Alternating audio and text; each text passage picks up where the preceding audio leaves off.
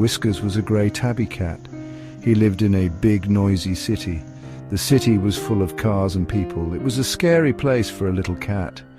Whiskers spent his days searching for food. He looked in trash cans and alleys.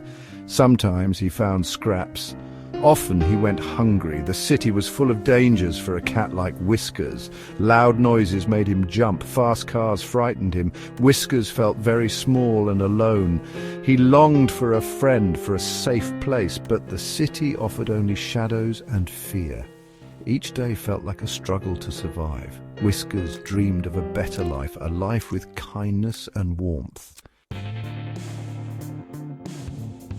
There was one place in the city where Whiskers felt safe. It was a small, quiet park. The park had trees and bushes. It had a small pond with fish. Whiskers liked to sit by the pond. He would watch the fish swim. One day an old man sat on the bench near Whiskers. The old man had kind eyes. He saw that Whiskers was hungry. The old man took out a piece of bread from his bag. He offered it to Whiskers. Whiskers was hesitant at first. He was used to being ignored. But the old man's kindness was genuine. Whiskers slowly approached him and took the bread. It was the first act of kindness he had experienced in a long time.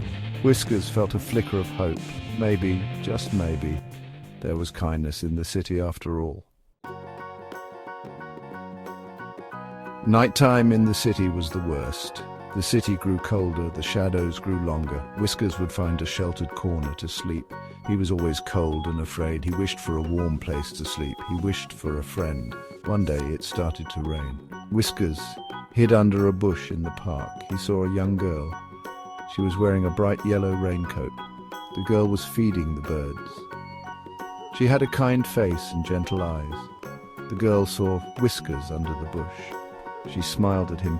She had a little bit of food left. She offered it to Whiskers. Whiskers was scared, but he was also very hungry. He slowly went to the girl. He ate the food from her hand.